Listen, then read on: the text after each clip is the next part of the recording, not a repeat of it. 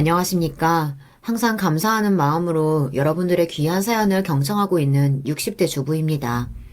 이곳에 사연 올려주시는 분들 이야기를 듣고 있노라면 사람 사는 것이 참 가지각색이라지만 어떻게 이런 일을 겪고도 이를 굳건하게 살아가는지 존경스러운 마음이 들 때가 많습니다.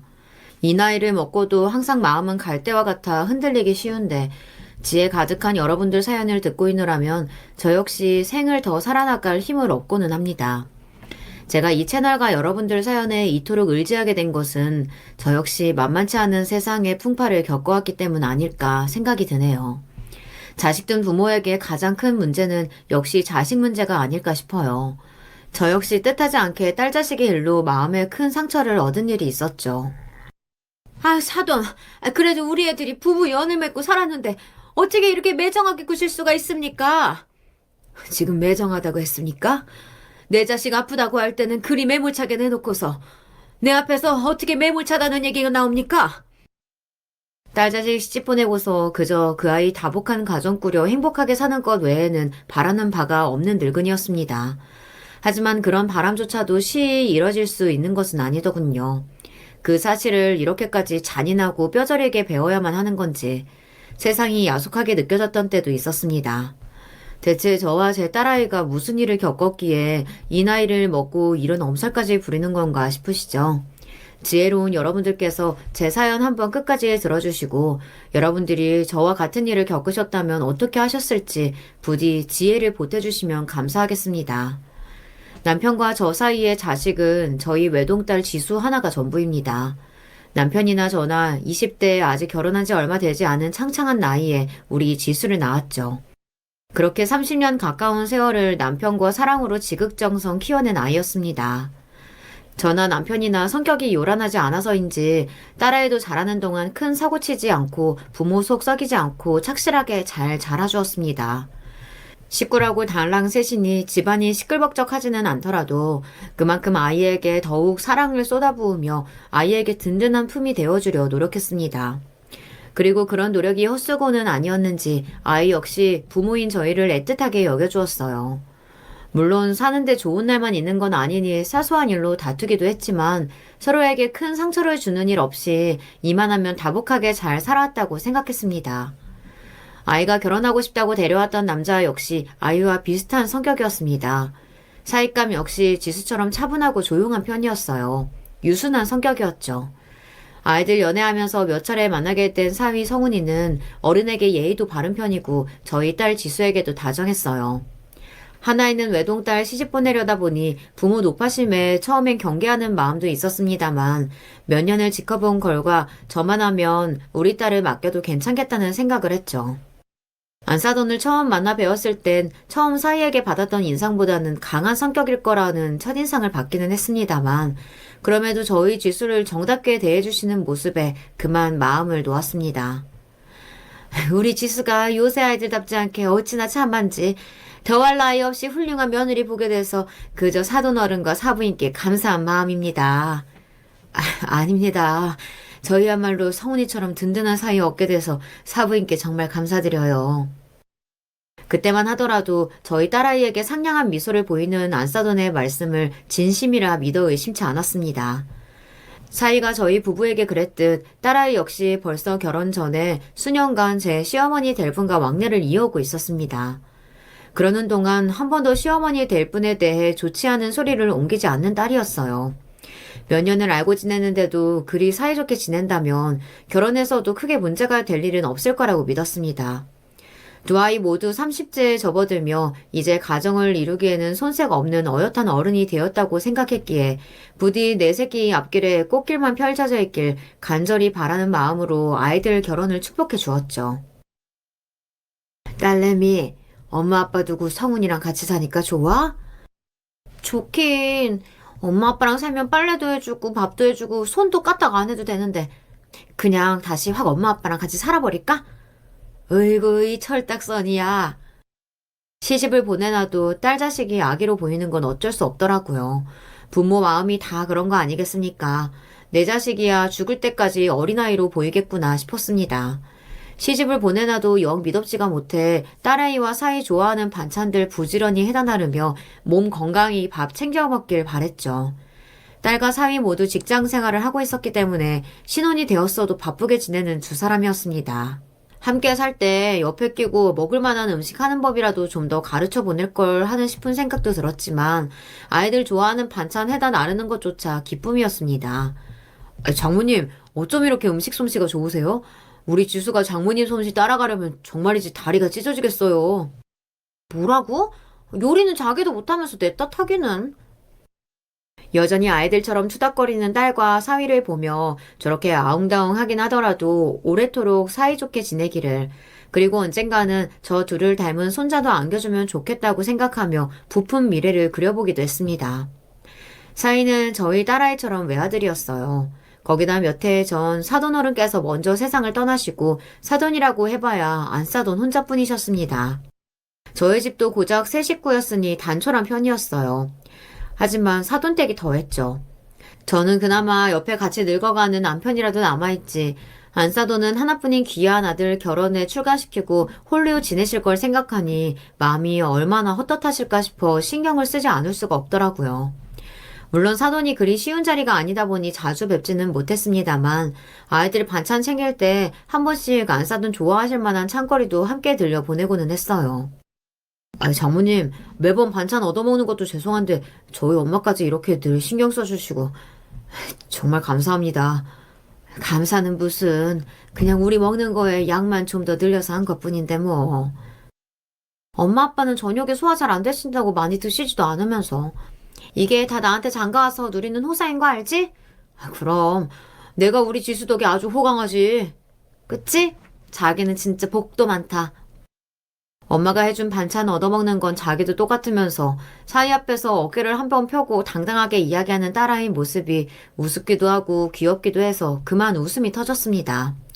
그렇게 아이들 편에 반찬을 보내고 안사돈으로부터 감사 전화도 받았죠. 아유, 어쩜 사부인 이렇게 간을 제 입맛에 딱 맞게 해주실 수가 있어요. 제가 먹어보고 정말 놀랐다니까요. 솜씨가 너무 좋으세요. 아유, 솜씨는요. 입맛에 맞으실까 걱정스러웠는데 그래도 다행이네요. 제가 사부인이 아니면 어디서 이렇게 귀한 반찬을 다 얻어먹어 보겠어요. 너무 감사드려요, 사부인. 자주 뵙지는 못하더라도 이렇게나마 양가의 교류가 오가는 것이 나쁘지 않다는 생각이었습니다. 안사도는 가정주부인 저와 달리 직장 생활을 오랫동안 하신 분이었습니다.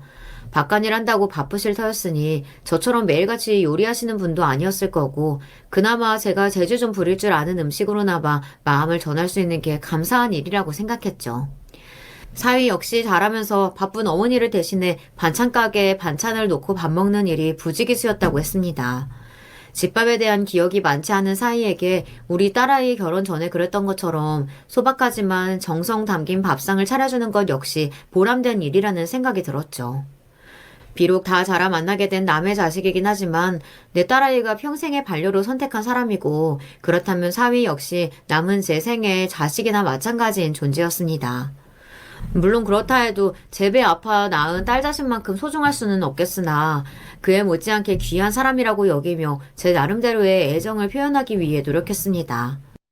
이렇게 마음을 주다 보면 우리 사이에 세월이 켜켜이 쌓이며 진정한 가족으로 거듭나리라 믿어 의심치 않았어요. 그렇게 아이들이 백년계약을 맺은 지도 거의 1년 가까운 시간이 흐르게 되었죠. 엄마, 나 요새 소화가 좀 잘 안 되는 것 같아. 가슴도 좀 뭉치는 기분이고. 처음에는 드디어 우리도 손주를 안아볼 수 있는 건가 하는 기대에 찼습니다. 에이, 아니야. 딸아이는 손살에 쳤지만 제가 우리 지수 가졌을 때 딱 그랬었거든요. 모녀는 임신 증상도 담는다고 하니 작은 기대를 하지 않을 수가 없었죠. 게다가 아이들 결혼한 지도 벌써 1년이 되었으니 그럴 만한 시기가 되고도 충분했습니다. 임신 테스트기에 아무것도 안 나왔다니까 그러네. 아직 초기면 제대로 안 나올 수도 있어. 그러지 말고 엄마랑 병원 한번 가보자. 아이, 이 아줌마가 또 오버하시네. 엄마를 타박하는 딸아이 말에도 아랑곳하지 않고 말했습니다. 어차피 아니라고 병원 가기 싫다고 징징거리는 딸을 구슬려서 결국 산부인과까지 동행했어요. 임신이면 더할 나위 없이 좋은 거고 아니라 하더라도 검진 삼아 왔다고 생각하면 된다 싶었죠. 그렇게 내심 기대하며 찾았던 산부인과에서 뜻밖의 말을 듣게 되었습니다. 일단 임신은 아니고요. 그런데 제가 보기에는 검사를 몇 가지 하는 게 좋을 것 같아서 제가 아는 병원 좀 소개해 드릴게요. 임신이 아니라는데 병원을 또 가보라니 저나 딸아이나 당황해서 덜컥 겁이 났습니다. 선생님, 우리 아이 혹시 어디 안 좋은가요? 산부인과적인 문제는 없어요. 그런데 증상 듣고 보니 제가 의심이 가는 부분이 좀 있어서요.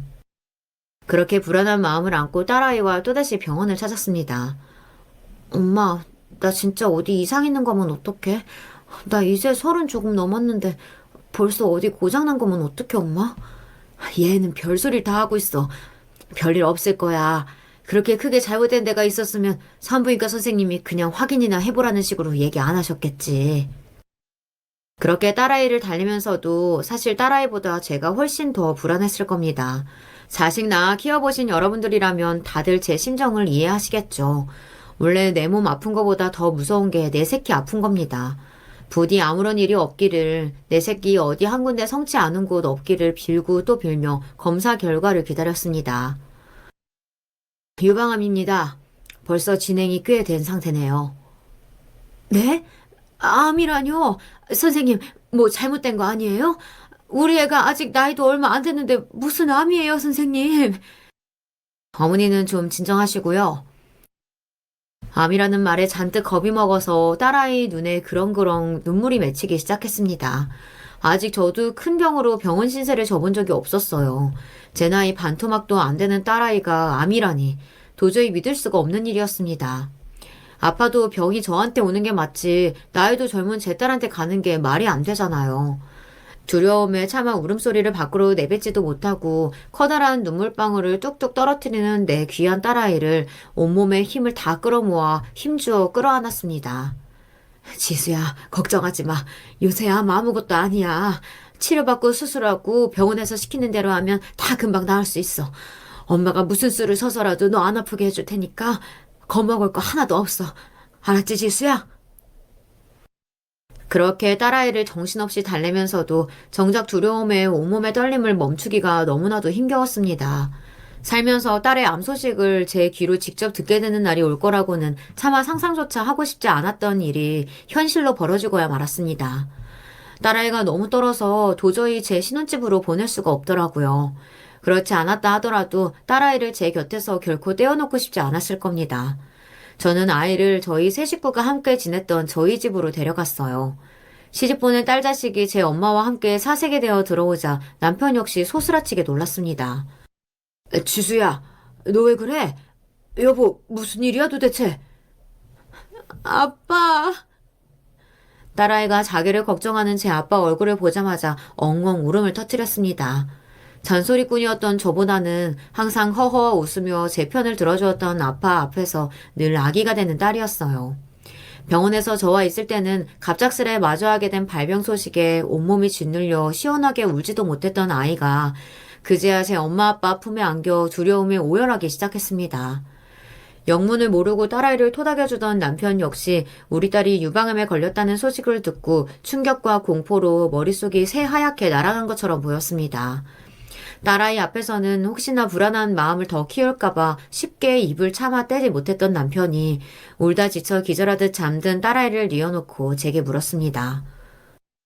유방암이라니 도대체 이게 다 무슨 소리야? 나도 정말 믿고 싶지가 않아. 근데 벌써 진행이 꽤 된 상태래. 얼른 치료부터 들어가야 한다고 하는데 어떡해 여보? 우리 지수 어떡하면 좋아? 남편과 맞잡은 제 손이 주체할 수 없이 떨렸습니다.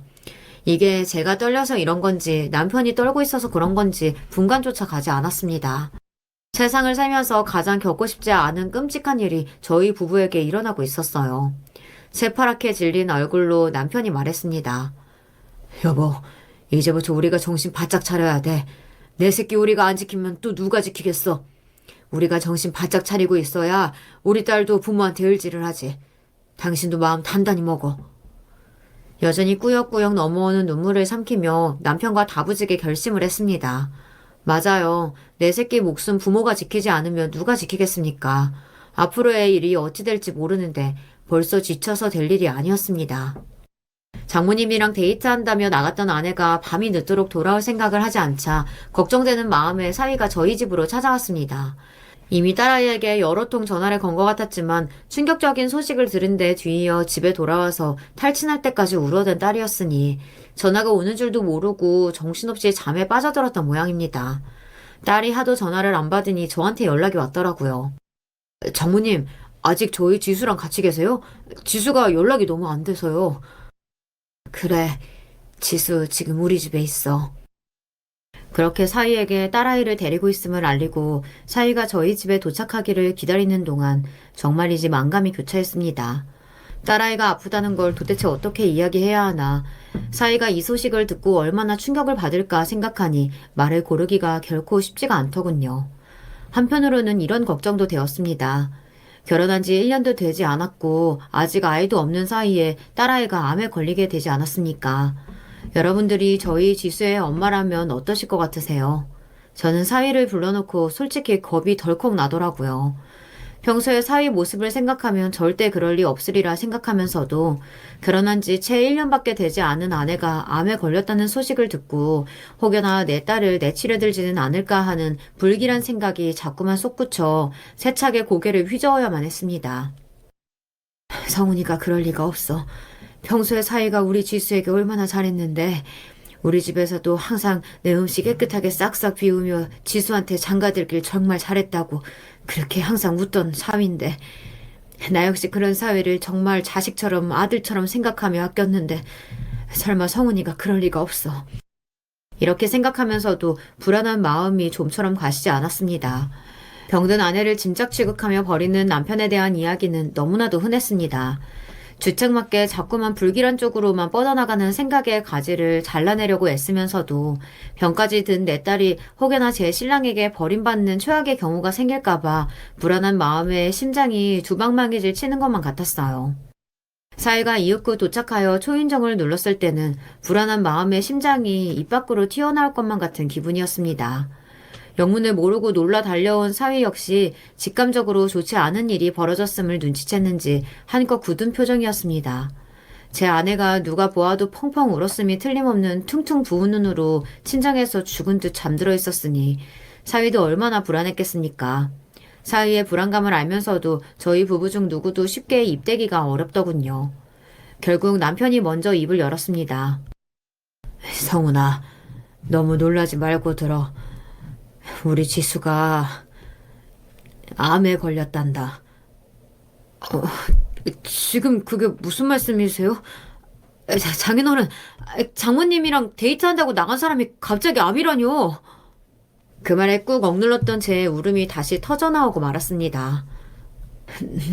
나는 정말로 임신인 줄만 알았는데 오늘 병원에서 확인받았어.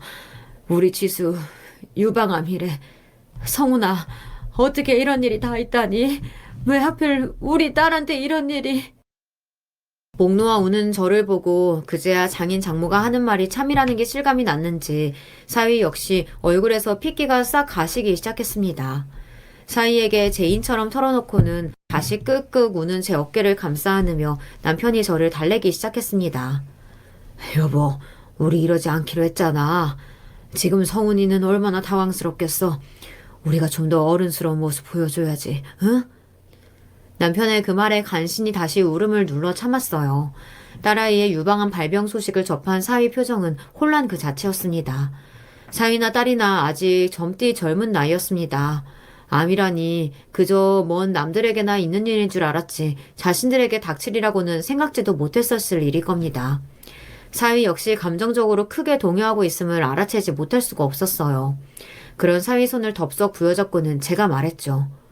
성훈아, 우리 지수 치료받으면 돼. 아직 나이도 젊고 다른 문제 있는 것도 아니고 치료만 열심히 받으면 언제 그랬냐는 듯이 깨끗하게 다 나을 거야. 그러니까 성훈이 너도 너무 불안해하지 말고 지수 치료 잘 받을 수 있도록 우리가 힘이 돼줘야지. 그치? 우리가 뭐든 할 테니까 지수 나을 수만 있다면 그게 뭐든 상관없이 다 할 테니까 성훈이 너도 걱정할 거 하나도 없어. 알겠지? 응. 그렇게 대답을 재촉하는 저였습니다.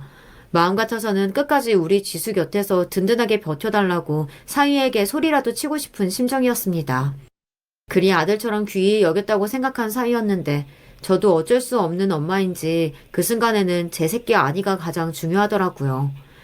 이제 막 딸이 유방암에 걸렸다는 사실을 알고 당황스러울 거라는 걸 알면서도 쉽사리 제게 대답하지 못하는 사위 때문에 자꾸만 불안한 마음이 솟아오르는 것은 어쩔 수가 없더군요. 잠시 후 딸아이가 깨어나고 사위가 들어간 방 안에서 또다시 딸아이 울음소리가 새어나왔습니다. 이번에는 사위의 울음소리도 함께였어요.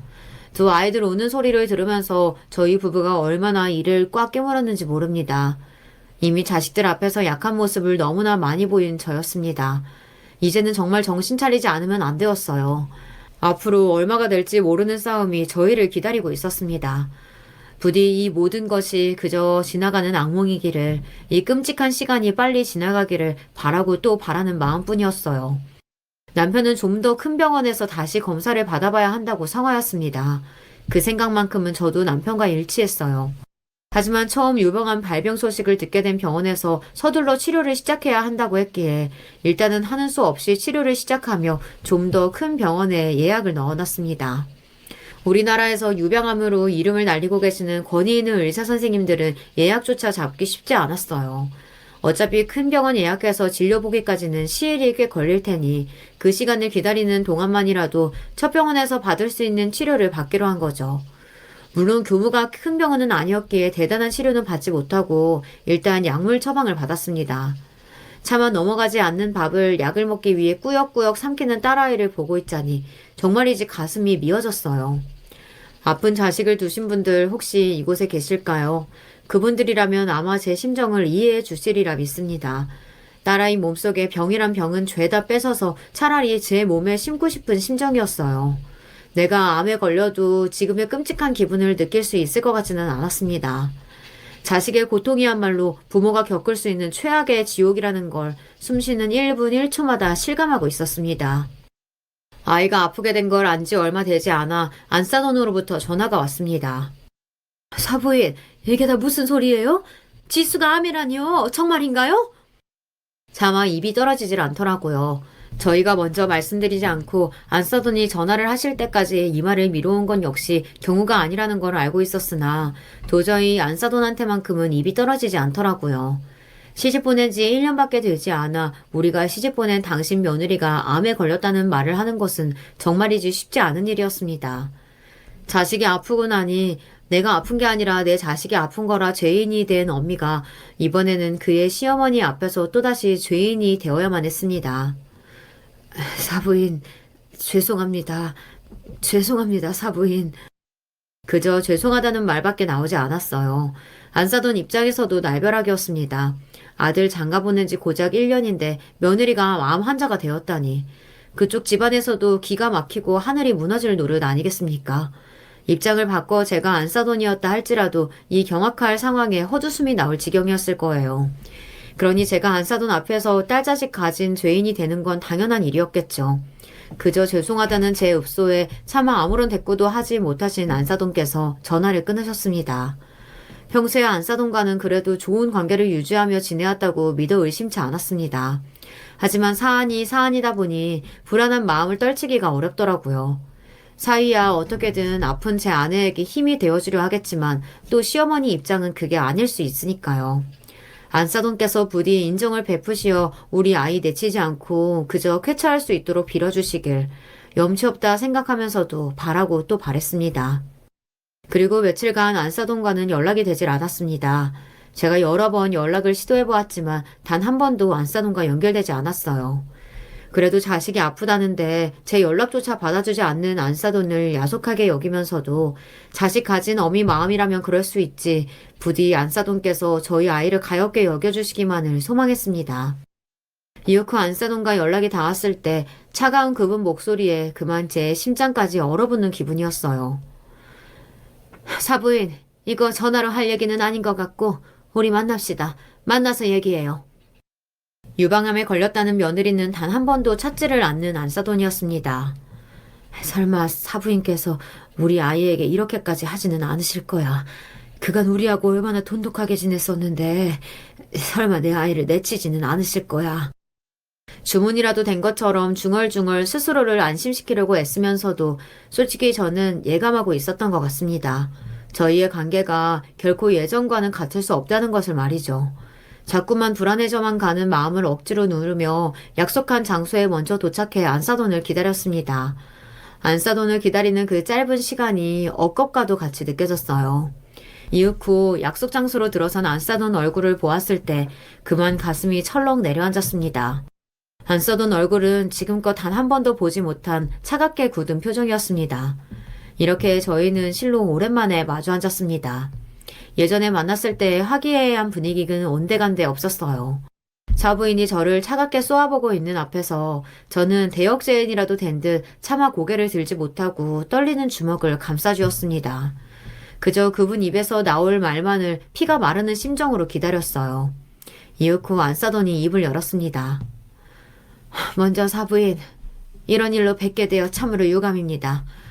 아직 나이도 얼마 되지 않은 애가 어떻게 그렇게 몹쓸 병을 달고 왔는지. 작은 소리임에도 불구하고 안사돈이 ጭ 혀를 차는 걸 듣지 못할 수가 없었습니다. 그만큼 제 모든 감각이 안사돈에게 열려있는 상태였어요. 제 딸아이는 이미 안사돈에게 결혼한 지 얼마 되지도 않아 병을 달고 그 집에 들어간 뻔뻔하고 괘씸하기 짝이 없는 고얀 며느리가 되어 있었습니다. 저도 같이 자식 키우는 입장인데 이렇게까지 말하고 싶지는 않았지만 솔직히 그렇지 않습니까? 입장 바꿔서 사부인이 이런 일 겪으셨으면 어떠셨겠어요? 내가 우리 성훈이 당한 일만 생각하면 아주 기가 막혀서 자다가도 벌떡벌떡 일어납니다, 사부인. 저 둘이 같이 산 지 10년이 됐습니까? 아니면 저 애들 사이에 자식이 있기랍니까? 당장이라도 딸 데려가라며 안사돈이 소리를 칠까봐 제가 절박하게 울부짖었어요. 사부인, 이제 유방암이란 소리 들은 지 고작 며칠도 안 됐어요. 요새 을술이 얼마나 좋은데 그깟 유방암 하나를 못 고치겠어요. 사부인 걱정하실 일 없도록 저희가 정말 최선을 다해서 우리 애 낫게 만들겠습니다. 제가 반드시 그럴게요. 뭐 사부인이야 딸 자식 일이니 당연히 그러시겠죠. 하지만 저희 입장은 또 다르지 않습니까? 솔직히 유방암이라는데 나중에 낳는다 하더라도 둘 사이에 아이가 생길지 말지 미지수인 거 아닙니까? 저희 입장에서는 떠안아야 할 리스크가 이만저만이 아니에요. 그건 아시죠, 사돈? 제 딸이 제가 듣는 앞에서 제 시어머니에게 며느리로서의 자격이 없다는 소리를 듣고 있음에도 단 한마디도 반박할 수가 없었습니다. 왜 내 자식이 이런 취급을 받아야 하나? 우리가 잘못한 게 뭐가 있다고 이런 소리를 들어야 하나? 살면서 일이 서운한 적이 없었어요. 그런 서운한 마음을 사부인에게 분풀이조차 할 수 없었습니다. 지금 중요한 건 제 감정 따위가 아니었어요. 그런 저를 보며 안사돈이 쐐기를 박았습니다. 지금 제가 이런 말 하는 게 매정하게 들리실 거라는 건 알지만 그래도 저도 제 자식 챙겨야 하지 않겠습니까? 솔직히 결혼 1년 만에 암이라니 이건 이혼 사유나 마찬가지예요. 그런 불량품을 저희 집에 시집 보내셨으면 사부인께서도 응당 부모로서 책임을 지셔야죠. 이건 내 자식 인생에 걸린 문제지 않습니까? 이혼이라는 단어와 불량품이라는 단어가 비수가 되어 제 심장에 와 꽂혔습니다. 아무리 자기 자식이 가장 중요하다고 해도 며느리 아프다는 말에 우리 지수 괜찮으냐는 빈말 한마디 하지 않는 안사돈이었어요. 우리 애 아프다는 말 듣자마자 애들 갈라서게 만들 생각부터 한 걸까. 이혼이니 불량품이니 벌써부터 내 딸이 송장이라도 된 것처럼 하자품 취급하는 사부인에게 우라가 끌어올랐으나 여기서 내 성질대로 했다가 내 새끼 인생이 어찌 될지도 모르는데 사부인에게 대받아칠 수조차 없었습니다. 그런 모욕적인 말을 듣고 있는데도 딸 자식 생각에 반박도 하지 못하고 이를 악물고 있는 저를 보며 안사돈이 말하고 싶었던 진짜 속내를 드러내기 시작했습니다. 물론 지금 같은 상황에 억만금을 보생해준다고 하더라도 성에 차지 않겠죠. 그런다고 내 아들이 암 환자한테 장가들었던 사실이 변하는 것도 아니잖아요. 그렇다고 이게 가만히 넘어갈 문제냐면 또 그건 그렇게 할 수 없겠더라고요. 그래서 말인데 사돈 내외께서 보상을 해주셔야겠습니다. 보상이요? 보상이라면 어떤...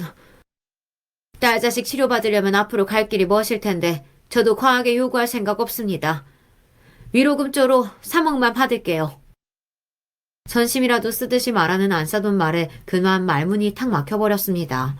돈 3억이 무슨 애 이름도 아니고 어떻게 저런 소리를 할 수가 있나 기가 막혀 심장이 터질 것만 같았습니다. 짧은 시간이었지만 지난 1년 동안 사위나 안사돈께 정말 정을 많이 줬습니다. 안사돈께 보내는 음식 재료들은 저희 부부는 아까워서 손이 벌벌 떨려 먹지도 못할 정도로 귀한 것들이었어요. 저희는 못 먹어도 안사돈한테는 항상 최고로 좋은 것들만 해드렸습니다. 그런데 돌아온 대가가 고작 이거라뇨. 돈이 문제가 아니었습니다. 돈 뒤에 숨겨진 안사돈의 음험한 마음이 더 큰 문제였죠. 그래도 며느리를 딸이나 다름없다 말하며 저희 지수를 살갑게 대해주시던 시어머니는 온데간데 없었습니다. 아무리 아들 걱정이 되더라도 며느리가 그리 아프다는데 우리 지수 괜찮느냐는 말 한마디 없이 다짜고짜 돈부터 요구하고 드는 시어머니라뇨. 이건 정말이지 해도 해도 너무하지 않습니까? 여러분, 제가 제 딸의 일이라고 안사돈에게 너무 박하게 구는 거라고 생각하시나요? 제발 저에게 말씀을 좀 해주세요. 딸 자식 암에 걸렸다는 소식에 대한 충격에서 미처 헤어나오지도 못한 제게 이렇게까지 잔인하게 구는 것이 정말로 옳은 일이란 말입니까? 억울한 마음이야 금할 길이 없었으나 지금 현재 상황이 아쉬운 것은 전적으로 저희 쪽이었습니다. 순간적으로 안사돈이 너무나도 괘씸해 그렇게 귀한 아들 도로 데려가라고 소리라도 지르고 싶은 심정이었으나 그 말만은 차마 입 밖으로 내뱉을 수가 없었습니다. 아직 자기가 암이라는 충격에서도 벗어나지 못했는데 제 시어머니가 제 병을 구실로 돈을 3억이나 요구했다는 걸 알았다면 딸아이가 충격에 어찌 될지 모른다는 두려움이 너무나도 컸어요. 해달라는 대로 돈 해주지 않으면 당장이라도 딸과 사이를 갈라서게 만들 기세인 안사돈이었습니다. 혹시 자기가 가진 병 때문에 원치 않게 이혼이라도 당하게 된다면 우리 쥐수가 어떻게 살아갈까 싶은 마음에 두려웠습니다. 혹여나 그 일이 충격이 되어 딸아이 상태를 더 악화시키게 되면 어떡해요. 아픈 아이 가진 부모는 약하디 약한 존재가 될 수밖에 없다는 것을 안사돈 폐하게 비참하게 실감할 수밖에 없었습니다. 그럼에도 차마 한마디도 하지 않고 넘어갈 수는 없어서 참다 결국 사위에게 전화를 걸었습니다. 자네 모친이 내 딸 병 걸렸다고 불량품이니까 보상하라면서 돈을 3억이나 해달라고 하시는데 이거 자네도 알고 있는 건가? 당황한 기색이면서도 차마 부정은 하지 못하는 사위 목소리에 그만 허탈감이 밀려왔습니다. 지난 1년간 저는 자식이나 다름없다 생각하며 최선을 다해 사위를 챙겨주었어요. 밥그릇을 싹싹 비우는 사위 모습에 흐뭇해하며 구슬땀을 흘리며 사위 좋아하는 음식을 해다 바치던 그 모든 것이 다 부질없는 일이었다는 생각이 들었습니다.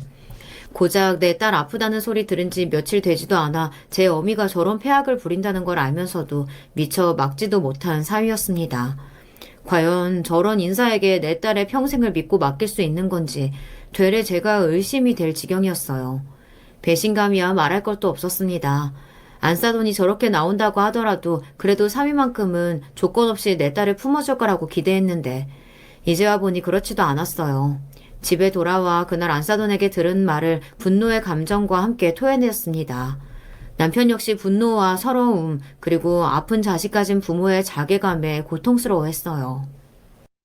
우리 애 아프다고 한 지 얼마나 됐다고 어떻게 그런 말을 할 수가 있어.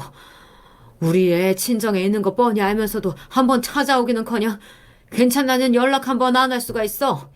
아무리 자기 자식이 중에도 어떻게 우리 애한테 이렇게까지 갈 수가 있냐고. 남편 심정이 딱 제 심정이었습니다. 세상에 이런 제 마음 알아주는 게 저 사람 말고 또 누가 있겠습니까? 사부인에 대한 남편의 분노를 이해할 수 있었습니다. 그럼에도 섣불리 사부인의 요구를 거절할 수 없다는 것 또한 알고 있었어요. 어찌되었든 내 딸이 자기 인생을 걸고 선택한 사위였습니다. 저희 부부가 괘씸하다고 그걸 함부로 깰 수 있는 입장이 아니었어요. 3억이라니 그 큰 돈을 갑자기 어디서 구하라고. 그렇다고 이걸 안 해줄 수도 없고. 여보, 정 자금 융통 어려울 것 같으면 우리 지금 가진 이 아파트로 담보대출이라도 한번 받아보자. 지금 시세 생각하면 3억 정도는 어렵지 않게 나올 거야. 지금 그게 무슨 소리야? 3억이라니? 지수야, 너 언제부터 거기 있었어? 분명 약 먹고 잠드는 걸 확인하고 저희 방에 건너왔는데 벌컥 방문을 열고 들어온 딸아이 눈이 경악으로 가득 차 있었습니다. 이미 저희가 한 대화로 사부인과 어떤 이야기가 오갔는지 모조리 들어버린 딸이었어요. 암 걸린 며느리 이제 하자품이라고 돈 3억 안 주면 당신 아들이랑 못 살게 하겠대? 그놈은 그걸 알면서도 엄마가 그 소리를 그대로 듣게 만들고? 지수야, 제발 흥분하면 안 돼. 너 아직 몸도 성치 않은데. 내가 살아서 뭐해? 저런 것들도 가족이라고 믿고 멍청하게 저것들이랑 평생 가족이라고 같이 살기로 했다니. 내가 뭐하러 살아? 지수야, 너 그런 말이 어딨어? 어떻게 엄마 아빠 앞에서 그런 소리를 해? 서러움에 목 놓아 우는 딸이었습니다. 암에 걸렸다는 소식을 들었을 때보다 더 서럽게 우는 딸아이를 보고 저희 부부 가슴이 얼마나 갈기갈기 찢어졌겠습니까? 그렇게 또다시 세 식구가 서로 한데 엉켜 울고 또 울었습니다. 이러다가 정말 내가 물이 되지 않을까 싶을 정도였어요. 와중에도 도끼가 선연한 눈으로 딸아이가 외쳤습니다. 엄마, 절대로 그 여자한테 돈 내줄 생각하지 마. 나 차라리 그 사람이랑 갈라서면 갈라섰지. 우리 엄마 아빠 사는 아파트 담보까지 잡아가며 그 집구석에 붙어있을 생각 없어. 나 아프다는 소식에 곧장 나 버리고 돈이나 뜯어내려는 그런 사람 때문에 엄마 아빠 그 꼴 겪게 만들 수 없어. 내 자식 행복을 위해서라면 돈 3억이 아까웠겠습니까? 하지만 내 딸이 사위야 제 시어머니에게 그리 크나큰 배신감을 느끼고 있는데 마냥 그쪽에서 요구하는 대로 들어줄 수도 없는 노릇이라는 생각이었습니다. 이리 끔찍한 일을 겪고 있는데도 시간은 착실하게도 흘러가더군요. 다음 날 저희 세 사람 모두 목소리가 제대로 안 나올 정도로 목이 쉬었으나 그럼에도 병원은 반드시 가야 했어요. 얼마 전 대학병원에 걸어둔 예약일이 바로 그날이었으니까요. 그 와중에 또다시 유방암에 걸렸다는 확인 사살을 받아야 하는 딸아이를 보며 가슴에 피멍이 드는 듯 했습니다. 그렇게 또다시 검사를 받는 내내 한시도 딸아이의 곁을 떠나지 않았어요. 전에 검사 받으셨던 병원에서 분명히 유방암이라고 하시던가요? 네, 선생님. 이미 진행이 꽤 되었다고요. 그럴 리가 없는데. 환자분 유방암 아닙니다. 네? 무슨 말을 듣더라도 충격받지 말자며 마음을 단단히 먹고 왔는데 의사 선생님 입에서 나온 소리는 도저히 믿기 어려운 것이었습니다. 여전히 정신을 차리지 못하는 딸아이 대신 제가 거의 울부짖듯이 물었어요. 선생님, 그게 확실해요? 우리 애 정말로 암 아니에요? 이전 병원에서 뭔가 착오가 있었던 것 같습니다. 여기 보시면 환자분 MRI상으로도 아주 깨끗하죠? 그쪽 병원에서 아무래도 오진을 한 것 같네요. 아이고, 선생님, 감사합니다. 감사합니다. 선생님, 감사합니다. 그 순간만큼은 제 딸이 암이 아니라 말씀해주시는 그 의사 선생님이 제겐 신이었습니다. 내 딸이 암이 아니라뇨. 의사 선생님 발치에 엎드려 하염없이 감사드리는 저 때문에 진료실 안에 의료진들이 모두 진땀을 쏟아야 했습니다. 딸아이 역시 뒤늦게 자신의 오진을 실감하고 그만 울음을 터뜨리고 말았어요. 엄마, 나 그럼 정말 암 아니야? 나 정말로 안 죽어? 죽긴 누가 죽어. 이렇게 깨끗하다는데. 아휴, 내 새끼. 아이고, 내 새끼. 도대체 저희 몸에 어디서 그렇게 많은 눈물이 있는 건지 이번에는 딸아이와 얼싸안고 기쁨의 눈물을 흘렸습니다. 암이라는 소식 들은 이래 겪은 참담한 일들로 이미 가슴에 수없이 생채기를 입은 저였습니다만 그때만큼은 순수하게 기쁨을 만끽했어요. 오진 때문에 이런 참담한 일을 겪어야 했다는 분노는 나중에야 몰려왔습니다. 당장 내 딸이 살았다고 하는데 암이 아니라고 하는데 그것보다 더 중요한 일이 어디 있겠습니까? 남편 역시 이 기쁜 소식을 듣고 그만 바닥에 주저앉아 어린아이처럼 엉엉 울었습니다. 그리고 그날이 채 끝나기도 전에 남편이 딸아이를 암으로 오진한 병원을 뒤집어 엎어버렸어요. 알고 보니 다른 환자와 차트가 섞인 모양이더라고요.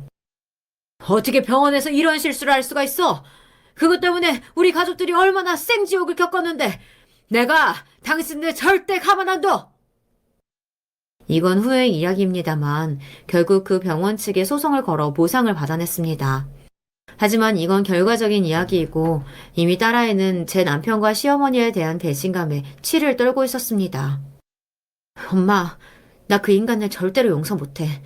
내가 자기들한테 어떻게 했는데 엄마 아빠가 자기들한테 얼마나 잘해줬는데 나 아프다는 말 듣고 내 옆에서 몇 년 동안 간병을 하기랬어. 나한테 괜찮으냐고 연락을 한번 하기랬어. 고작 그 며칠 동안 머리 굴려서 생각해낸 게 돈 3억이나 뜯어내려고 한 거야? 난 그것들 절대 용서 못해. 그래, 지수야. 엄마도 내 딸 가지고 장사하려고 든 그따위 인간들 절대 용서 못해. 내 딸에게 이렇게 큰 상처를 준 인간들을 가만히 두다니 있을 수 없는 일이었습니다. 할 수만 있다면 그것들을 뒤집어서 탈탈 털어 걸리는 것들을 모조리 잡아내고 싶은 심정이었어요. 평생 가볼 일 없다고 생각했던 심부름센터에 의뢰를 넣으면서도 그 괘씸한 인간들 피눈물 흘리게 해줄 수 있기만을 간절히 바랬습니다. 아, 그 시모라는 여자 완전히 도박 중독이던데요? 불법 도박장 쪽에 빚도 있어서 협박당하는 것 같던데. 이거구나 싶었습니다. 굳이 그 큰 돈을 현금으로 준비하라고 하기에 영문을 알 수 없었는데 불인데다 쓰려는 돈이다 보니 당연히 현금이 필요했겠죠. 우리 앞에서는 그렇게 교양 있는 인간인 척 하더니 뒤로는 불법 도박장까지 드나들며 눈덩이처럼 빛을 불리고 있었다니. 그 저열한 여자에게 분노가 드글드글 끓어올랐습니다. 그 아들놈이 제 모친이 이런 짓거리를 하고 다니는지 알고 있는지까지는 알 수 없었으나 이제 그놈이 더는 저희 사이도 아니고 그런 거야 저희가 걱정할 바 아니었죠. 그 안사돈이라는 여자가 불법 도박장을 덮친 경찰들에게 현행범으로 체포되었다는 소식을 들은 건 그로부터 며칠 지나지 않았을 때였습니다. 익명의 제보자가 신고를 했다고 하는데 그 익명의 제보자가 누구인지 여러분들은 모두 짐작하시리라 믿습니다. 사부인, 어떻게 여기에...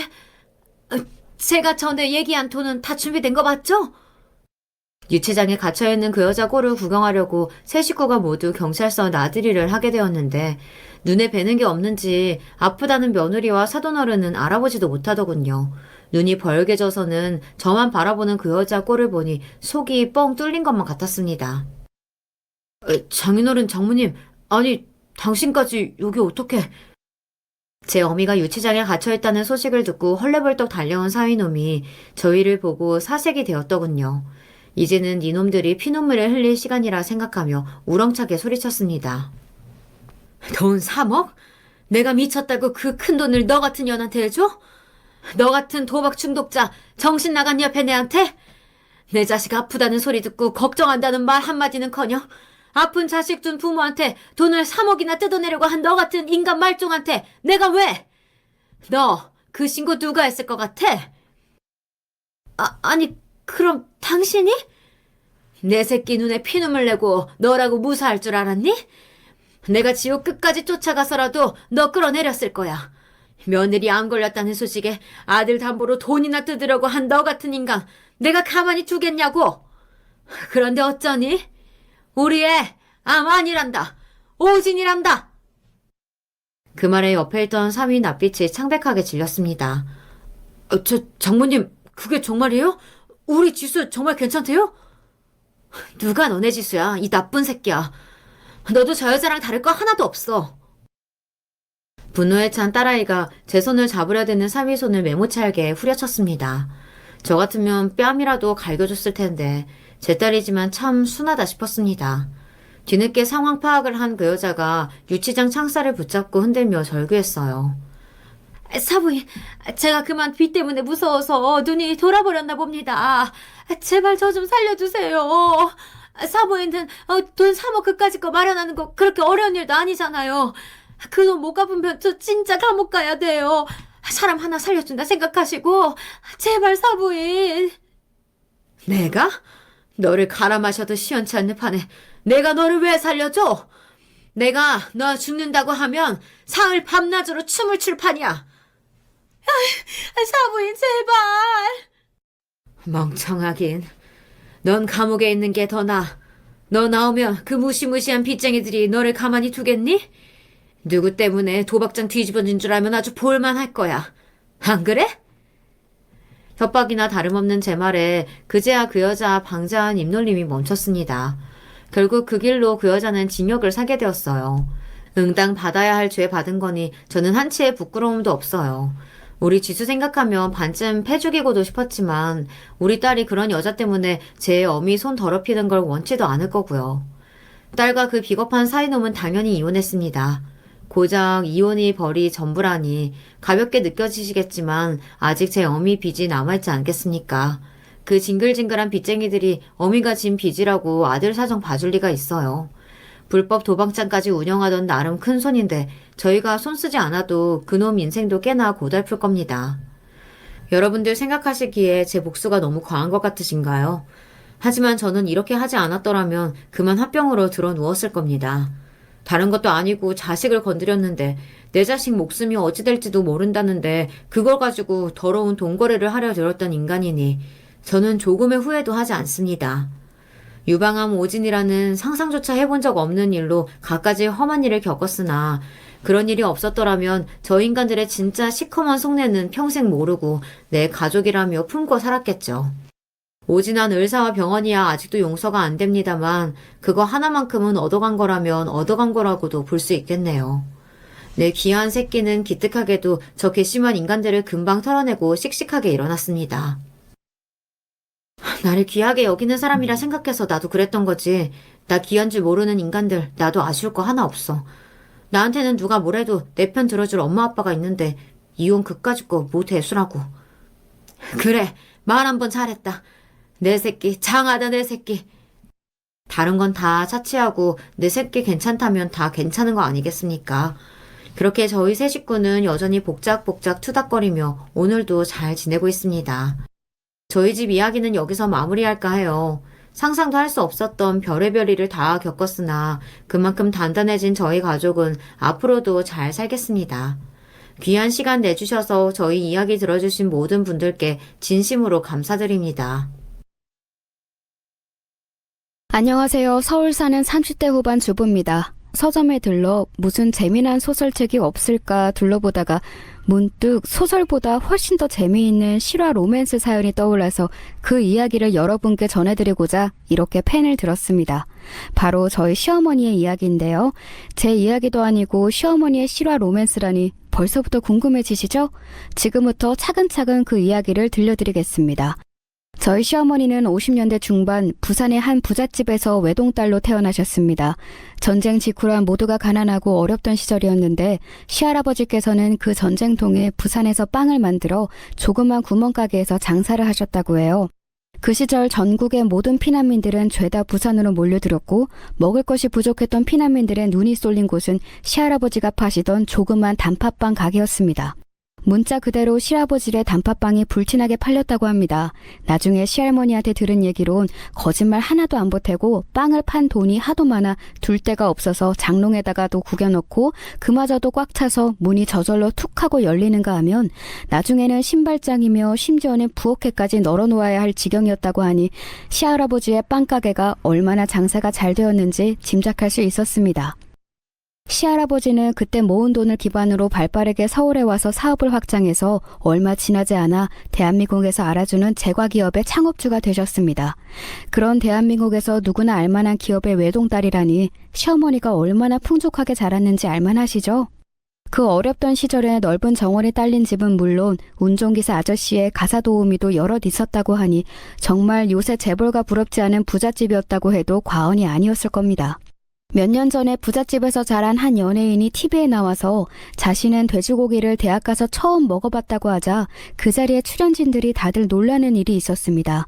진행자가 아니 부잣집에서 자랐다면서 왜 돼지고기를 대학 가서나 처음 먹어봤습니까? 하고 물으니 매일 소고기를 먹다 보니 돼지고기를 먹어볼 기회가 없었다라고 말해 모두가 웃음을 자아낸 이야기지요. 시어머니는 저와 TV를 보다가 그 에피소드를 보고서는 손뼉을 짝 치면서 저게 바로 내 얘기라고 말씀하시면서 좋아하셨던 기억이 납니다. 이렇게 부족할 것 없이 자란 시어머니도 인생의 큰 시련을 겪게 되는데 그건 바로 대학 와서 첫사랑 선배를 사귀게 되면서부터입니다. 그 선배는 국문과에 재학 중인 선배였는데 소설가가 되는 것이 꿈이라고 했습니다. 시어머니는 두꺼운 안경에 바바리 코트를 입고 한 손에는 소설책을 끼고 걸으며 낙엽을 밟던 그 선배의 모습에 반해 먼저 데이트 신청을 했다고 합니다. 그 선배는 처음에는 그런 시어머니의 행동에 난처한 기색이 역력했다고 합니다. 왜냐하면 그 선배는 정말 찢어지게 가난했거든요. 왜 우리 어릴 적 TV 드라마에 보면 7, 80년대를 배경으로 조그만 단칸방에서 살며 생쌀로 연명하며 글쓰기를 이어가는 작가 지망생들의 모습이 종종 소개되곤 했잖아요. 그 선배의 생활이 실제로 그랬습니다.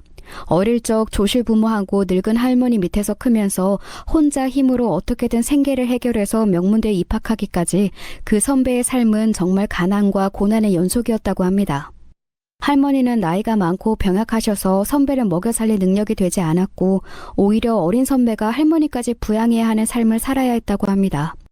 똥지개를 지고 10리 넘는 길을 오가는 힘겨운 일은 물론 마을 공사 현장을 항상 기웃거리며 막노동이랑 막노동은 다 했다고 해요.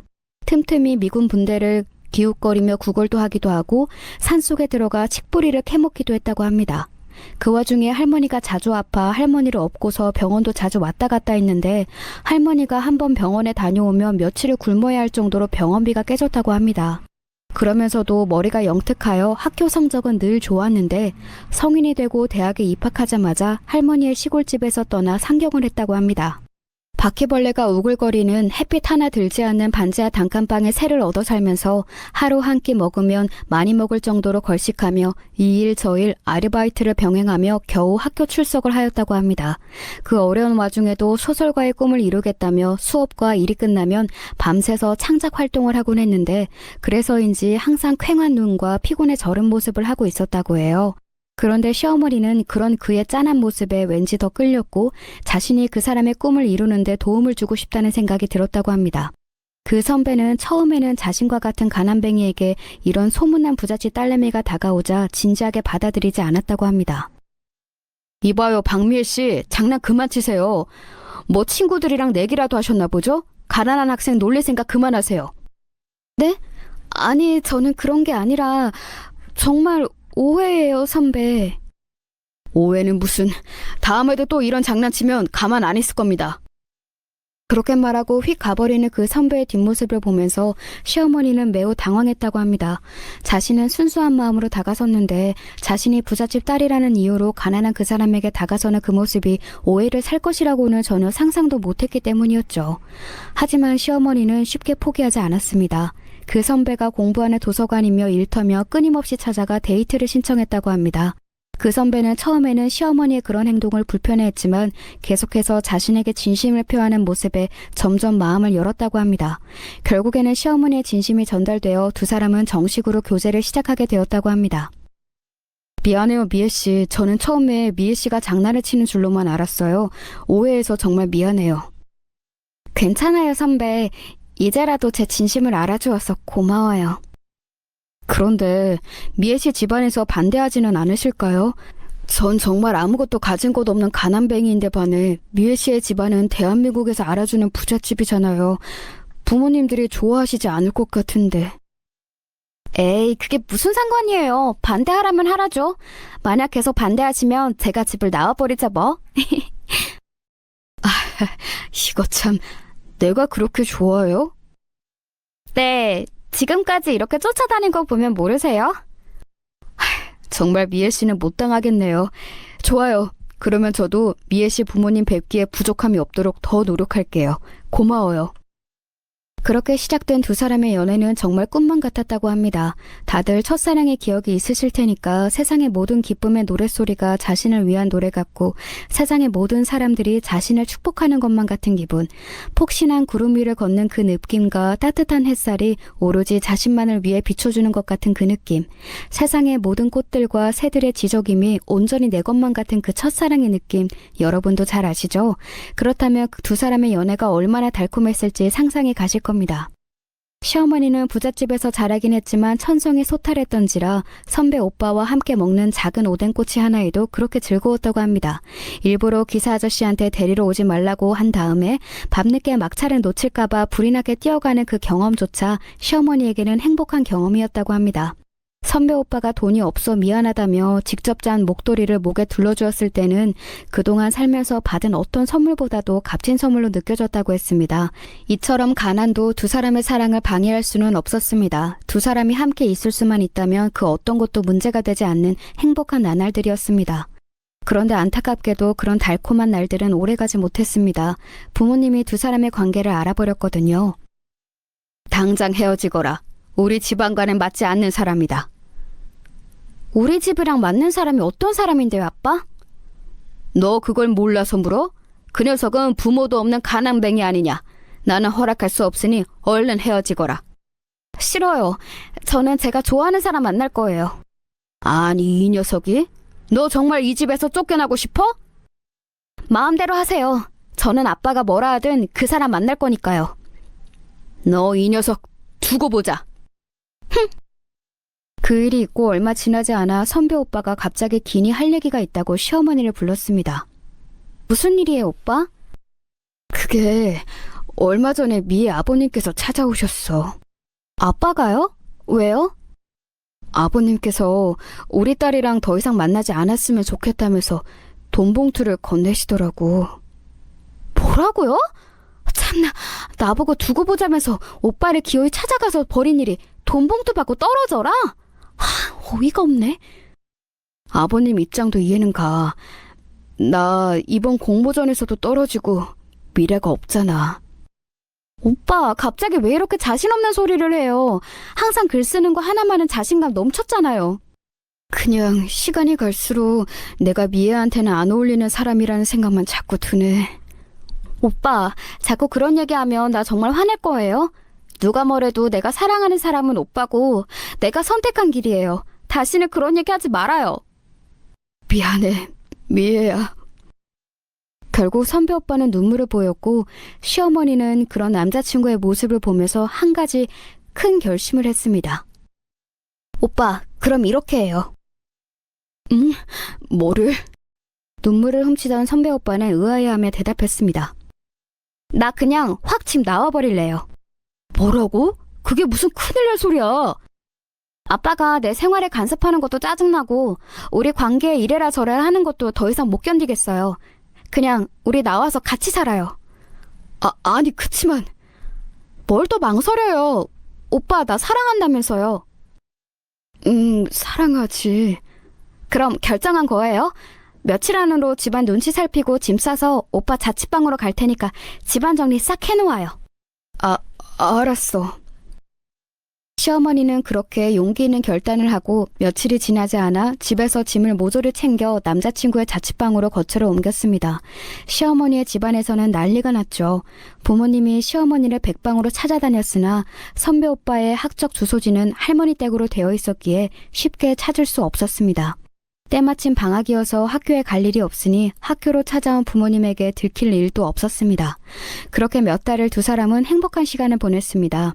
시어머니는 부잣집에서만 자라서 곰팡이 가득하고 바퀴벌레가 우글거리는 반지하 방에는 처음 살아봤지만 그래도 사랑하는 사람과 함께 있을 수 있었기에 그런 것쯤은 아무렇지 않았다고 삽니다. 아침이면 남자친구를 위해 아침밥을 차리고 남자친구가 아르바이트를 하러 나가 있는 동안 집안 청소를 하고 저녁이 되어 남자친구가 돌아오면 차린 저녁을 함께 먹으며 마치 부부와 다를 바 없는 생활을 했다고 합니다. 시어머니는 그때가 인생에서 가장 행복했던 순간이었다고 종종 말씀하셨어요. 가난했지만 사랑으로 모든 것을 이겨냈던 시간들, 그때로 돌아갈 수만 있다면 꼭 한번 다시 돌아가고 싶다면서요. 하지만 역시나 그런 행복한 시간 또한 오래가지 못했습니다. 어떻게 찾아냈는지 시할아버지가 보낸 덩치 큰 사람들이 선배 오빠의 자취방을 찾아와서는 시어머니를 강제로 데리고 갔거든요. 이거 놔요! 당장 놓지 못해요! 아가씨, 저항하셔도 소용없습니다. 회장님의 명령입니다. 놓으라고요! 이봐요, 선생님들. 제 여자친구한테 이러지 마시고 차분히 말로 하시죠. 너는 찌그러져 있어! 덩치들이 선배 오빠를 밀쳐내자 남자친구는 힘없이 바닥에 널브러졌고 끌려가지 않으려는 시어머니는 더욱 발버둥 쳤습니다. 이게 뭐하는 짓이야! 경찰 부를 거야! 놓으라고! 소용없습니다. 이 동네 경찰서장도 다 회장님이 잘 아시는 분이에요. 때 그만 쓰시고 얼른 갑시다. 오빠! 미애야! 그렇게 시어머니를 억지로 데려간 시할아버지는 선배 오빠의 집 앞이며 학교 곳곳에 덩치들을 배치해놓고 매일매일 두 사람이 만나지 못하게 감시했습니다. 시어머니는 아예 집에 가둬놓고 학교도 못 가게 했대요. 그런데 거기에서만 끝난 게 아니었습니다. 선배 오빠는 갑자기 일하던 곳에서 그만 나와달라는 통보를 일방적으로 받았습니다. 준비하던 굵직한 공모전도 모두 떨어졌습니다. 문자 그대로 생쌀로 연명해야 될지도 모르는 상황이 되어버렸습니다.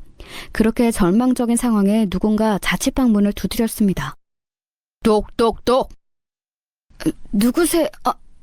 아버님이 여길 어떻게? 아직도 나를 아버님이라고 부르나? 나는 자네 아버님이 아닐세만. 그 사람은 다름 아닌 시할아버지였습니다. 무언가 할 말이 있어 찾아오신 것 같았습니다. 여기는 어쩐 일로 오셨습니까? 그래, 일자리도 잃어버리고 공모전도 다 떨어지고 기분이 어떤가? 아니, 아버님이 어떻게 그걸 알고 계시죠? 어떻게 알 것 같나? 자네가 지원한 공모전들 다 우리 회사가 제일 큰 후원사야. 가난하고 힘없는 지원자 떨어뜨리는 건 일도 아니지. 자네가 일하던 그 레스토랑? 우리 회사에서 재료를 납품받는 곳이야. 자네를 자르지 않으면 당장에 거래를 끊겠다고 하니까 지레 겁을 먹고 바로 자네를 자르더군. 아니 어떻게 사람의 탈을 쓰고 어떻게 그럴 수가 있습니까? 따님과 사랑한다는 이유로 제 생계까지 끊으셔야 했습니까? 사랑? 웃기지 마. 우리 미애는 이미 결혼할 사람이 정해져 있어. 자네 같은 가난뱅이와는 비교도 할 수 없는 큰 기업가에 촉망받는 젊은이지. 불장난은 이쯤 하도록 하고 계속 우리 딸에게 접근하면 그때는 생계를 끊는 선에서 끝나지 않을 것이니 그리 알게. 여기서 뭘 더 어쩌겠단 말씀입니까? 자네 할머니 당뇨 합병증이 심해서 부산 대흥병원에 입원해 계신다지? 대흥병원 원장이 나와 40년 지기 친구이네만. 그 친구 정에 약해서 몇 달째 자네 할머니 병원비를 받고 있지 않다지? 그런데 갑자기 할머니 앞으로 그동안 밀린 병원비가 청구되고 할머니가 그 돈을 지불하지 못하면 그 노인네가 어떻게 될지 한번 생각해 보게나. 뭐 여기까지만 얘기하지. 그럼 나는 이만.